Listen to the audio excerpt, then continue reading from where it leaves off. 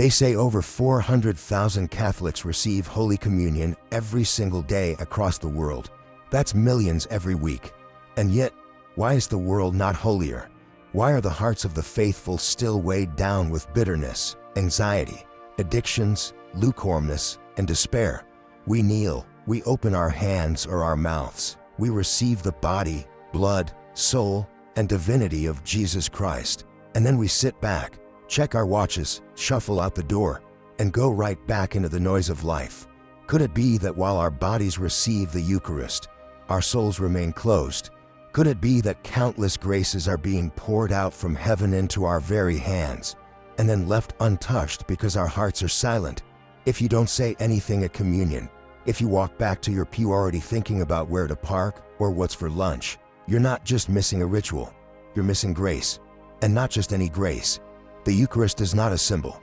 It is Jesus Christ himself, and to receive him in silence, not the silence of reverent awe, but the silence of indifference, of distraction, of spiritual sleep, is to receive him without welcome.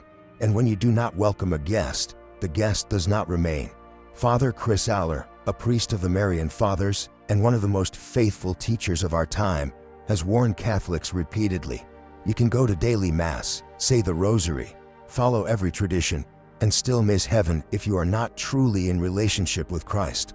And the Eucharist is the most intimate, most direct, most terrifyingly powerful way to enter that relationship, yet we treat him as routine. The problem is not that Catholics are evil.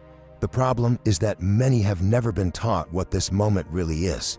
No one told them they could speak to Jesus immediately after receiving him. They were never taught that the moment they swallow the host is the moment God dwells bodily inside them, that for a few brief minutes, their heart becomes a living tabernacle, no different in dignity than the golden monstrance exposed on the altar, and so they walk away unchanged, because they never open the door. What is the consequence of this? Sacramental numbness, a creeping coldness of faith, the slow erosion of interior life, and worse still, the sin of ingratitude. When Jesus healed 10 lepers, only one returned to fake him. 9 were healed in body, but not in spirit. Gratitude was the bridge. The others walked away with skin restored and souls still blind. The Catechism of the Catholic Church tells us in paragraph 1416 that communion with the body and blood of Christ increases the communicant's union with the Lord, forgives his venial sins, and preserves him from grave sins. But what happens when the communicant is not truly present, when he treats the Eucharist as an obligation, not an encounter? A gift unopened does not bless. A light hidden under a basket cannot illuminate. St. Paul, in 1 Corinthians 11 verses 27 to 29, warns the faithful in stark terms. Whoever eats the bread or drinks the cup of the Lord in an unworthy manner will be guilty of sinning against the body and blood of the Lord. For anyone who eats and drinks without recognizing the body of the Lord eats and drinks judgment on himself. Judgment, not grace, judgment. And here is the piercing tragedy. It is possible to kneel before God and leave condemned, not because God is cruel, but because the heart never opened. Jesus entered, and the soul never spoke. Silence, in that case, is not golden. It is deadly. Father Alar often recounts stories of people who experienced a dramatic change in their lives simply by pausing, truly pausing, after communion. One young man, deep in addiction, began whispering the words, "Jesus, break what is not yours." He said it Sunday after Sunday. It wasn't poetic. It wasn't spiritual fluff. But over time, something in him began to shift. He couldn't go back to his sin as easily. Something resisted. He was receiving the same Jesus he had for years, but now he was talking to him. And Christ, the divine physician, finally had permission to begin healing. You don't need fancy language. In fact, the more honest, the better. One saint simply said, "Stay with me, Lord. If you leave me, I will be lost." That's enough. That's everything. And when it's said from the soul, when it's meant, then heaven listens. Saints were made in that kind of silence. Not in noise, not in haste, not in routine. But what do most people say? Nothing. Nothing at all. And so the graces pass by like rain on stone.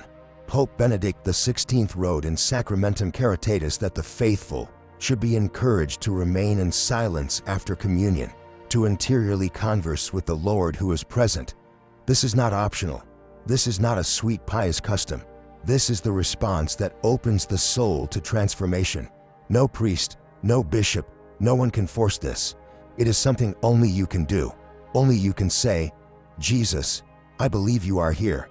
Be with me. And when you say that, and mean it, heaven bends down. Your soul becomes like the upper room on Pentecost. The Holy Spirit rushes in. What are we doing if we walk out of Mass unchanged?